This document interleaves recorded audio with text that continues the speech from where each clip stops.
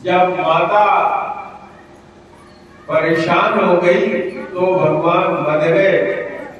दामोदर भगवान जब बंध गए उखल में, तो वो तो मौका देख रहे थे भक्तों का उद्धार करने वाले। धीरे से उन्होंने उखल पे जोर लगाया और उखल को यमलार्जुन के दो वृक्षों के बीच फंसाया और खींच लिया।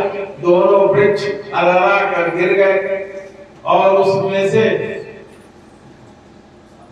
यमलार्जुन के वृक्षों से मणिग्रीव और नलकूबर, ये दो जो कुबेर के पुत्र थे, वो प्रकट हो गए। उन सबों ने स्तुति यक्ष स्तुति करना भगवान का शुरू किया। वृक्षों के गिरने की आवाज सुन के माता यशोदा, जो घर में घर का कार्य कर रही थी, माखन दही रख रही थी, संभाल रही थी, कपड़े उठा के रख रही थी, सूखने को डाला था, दौड़े हुए आए, देखा दोनों पेड़ों के बीच में उन्हें तो आरती करते दिखाई नहीं पड़े मणिग्रीव और नलकूबर, लेकिन देख रही है कि बड़े तन्मय होकर के डर के मारे मेरे बैठा हुआ है साहब। उठाती है वहां से और कहती है कि मेरे बुद्धि को क्या पड़ी थी जो मैंने इसके कमर में उखल बांध दिया। हे भगवान, तुमने रक्षा किया। आज मेरा क्या होता अगर इस पेड़ के नीचे मेरा बच्चा दब जाता। ग्वाल वालों ने कहा, अरे भैया, ये तेरा भैया कन्हैया ही है जो खींच के उखल को फंसा के इसमें पेड़ को गिराया। भैया कहती है, चुप रह, तू सब मेरे कन्हैया पे दोष लगाता रहता है। तुम लोगों को कुछ दिखाई पड़ता नहीं, जिसको देखो कोई उलाना लिए आ रहा है, कोई कहता है कि सब मेरा लाला ही करता। भाग जाओ यहाँ से, गजब नहीं किया। तो प्रेम से बोलो राधा रानी की जय। इस तरह से भगवान ने यमलार्जुन का उद्धार किया। परीक्षित जी ने पूछा कि हे गुरुदेव, ऐसी क्या बात थी कि कुबेर के पुत्र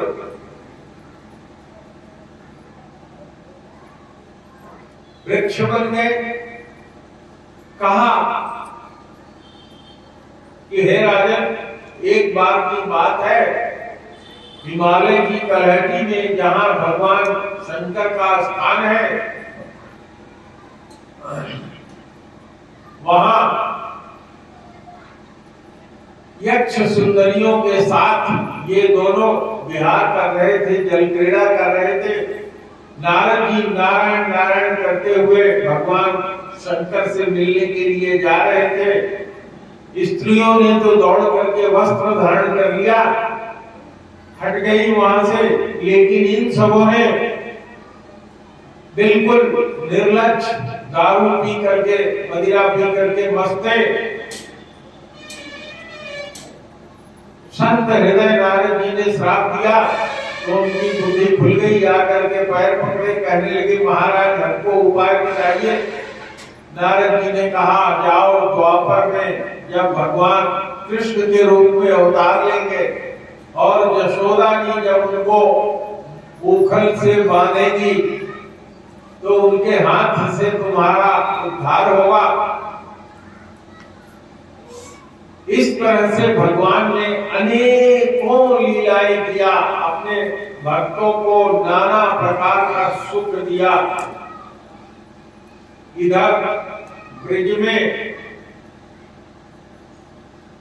वृषभानु जी एक दिन अपनी पत्नी के साथ बहुत दुखी थे, कहीं जा रहे थे। सुबह के समय उन्होंने देखा कि कमल के फूल पर एक बहुत सुंदर सी छोटी सी कन्या लेटी हुई है। वह स्थान भी हमने देखा है जहां राधा रानी मिली थी, तालाब में कमल के पुष्प पर। वृषभानु जी उठाकर ले आए, जिसके नाते राधा रानी वृषभानु नंदनी कहलाती है। जब से श्री राधा रानी वो वृषभानु जी ले आए। उनके नगर में रिद्धि सिद्धि धन ऐश्वर्य की इतनी वृद्धि हुई, इतनी शांति, इतना सुख पूरे क्षेत्र में हो गया कि आश्चर्य हो रहा था। राधा जी के साथ उनकी अष्ट सखियां भी अवतार ली थी। आज भी परसानी के बगल में अष्ट सखियों का 8 गांव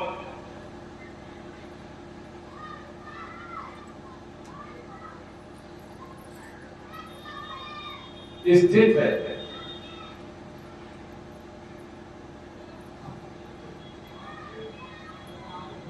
तो भगवान को और हम सब लोगों को प्रेम सिखाने के लिए भगवान की प्रिया भगवान ने स्वयं राधा जी के रूप में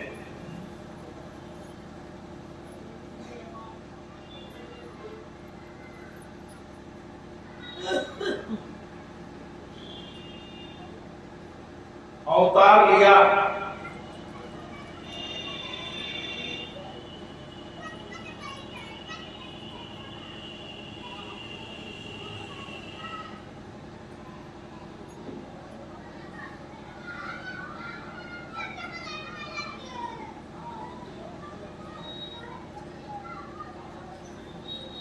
राधा जी के हमको तो बहुत विवलता होती है कि हमारे आश्रम में स्वयं राधा रानी इस बार पधारी है।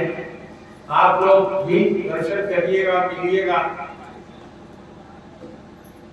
राधा रानी के सबसे करीबी सखियों में ललिता जी थी। जो कुछ कहना होता था राधा रानी ललिता जी से ही कहती थी। ललिता जी के इशारे पर चलने वाली मुख्य सखी विशाखा थी। चित्रा, इंदुलेखा, चंपककला, रंगदेवी, तुंग विद्या, सुदेवी, ये 8 सखियां सब कई कलाओं में निपुण थी। संगीत और प्रकृति के रहस्यों का इन सबों को अत्यधिक ज्ञान था। ललिता जी मोर पंख के रंग की साड़ी धारण किया करती थी और ललिता जी को सुगंध का विशेष ज्ञान रहता था। वो राधा रानी को उसी तरह की सुगंध प्रदान करती थी जिसको भगवान पसंद करते थे।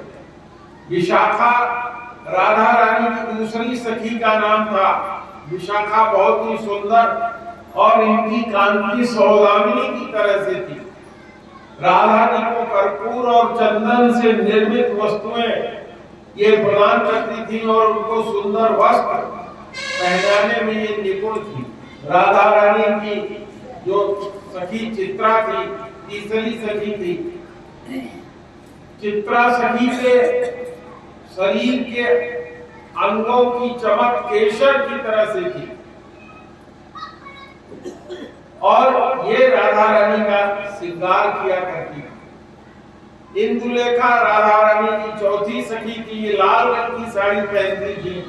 ये सदैव प्रसन्न रहती थी, मुस्कान बनी रहती थी और नृत्य और गायन करके भगवान राधा रानी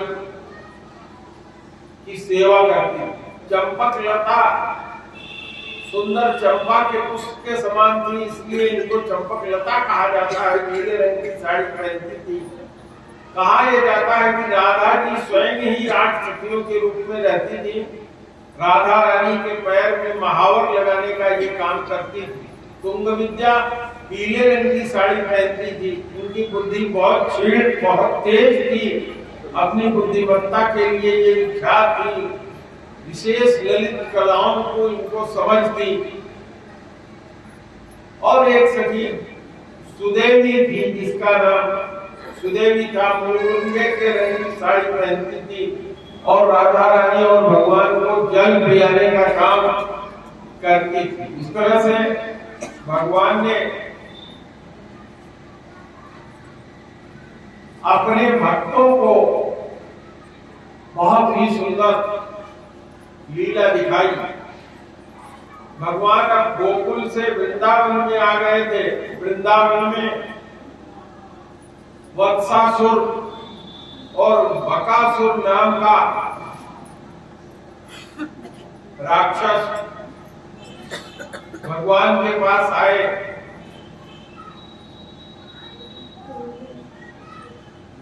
भगवान ने उन सबों का भी उद्धार किया। एक दिन की बात है, एक फल बेचने वाली वृंदावन में टोकरी में फल लेकर के आई और आवाज लगाने लगी, फल ले लो फल।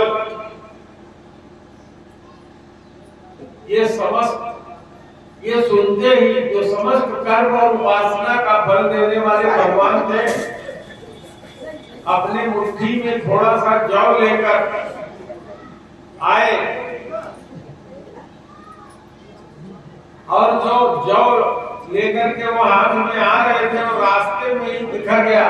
लेकिन जो फल बेचने वाली थी उसने भगवान के दोनों हाथ में फल दे दिए और भगवान ने रत्नों से उस फल वाली की टोकरी भर दिया।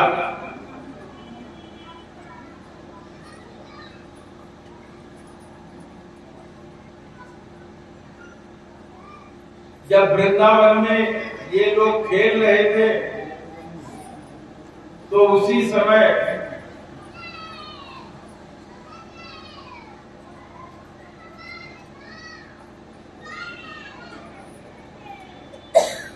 ये राक्षस आए।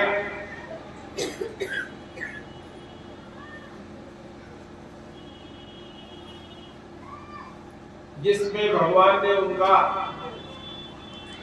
वध किया।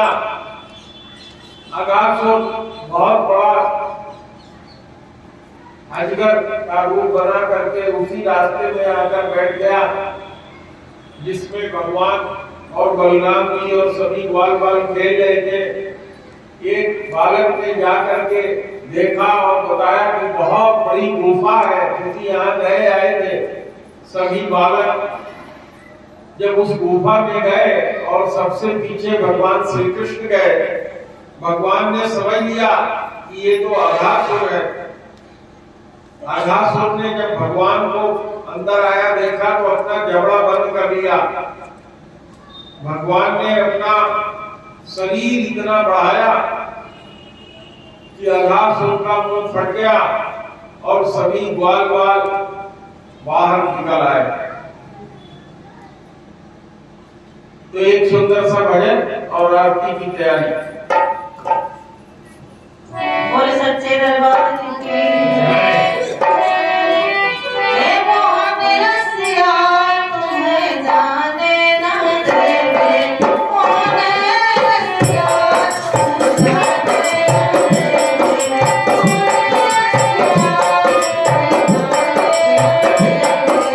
मोहन रसिया तुम्हें जाने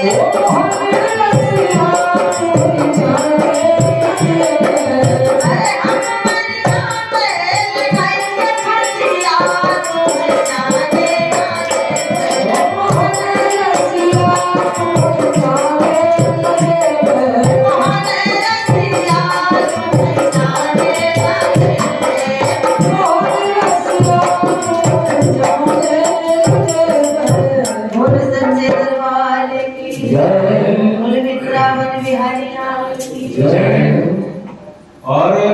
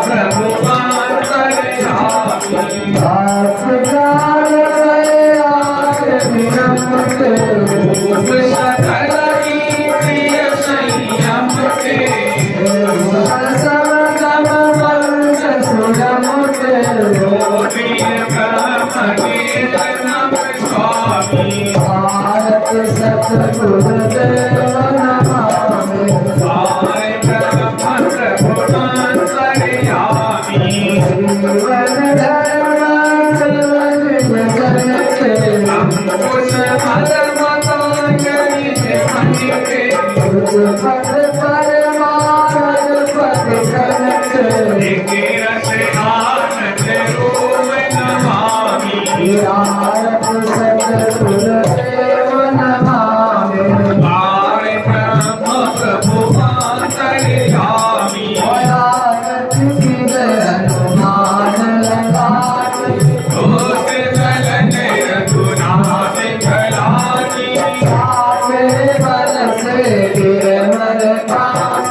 नमामि और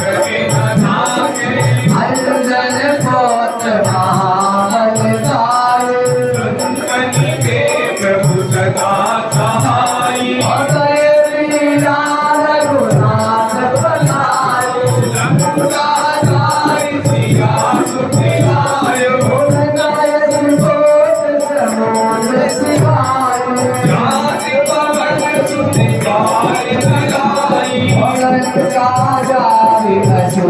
राजा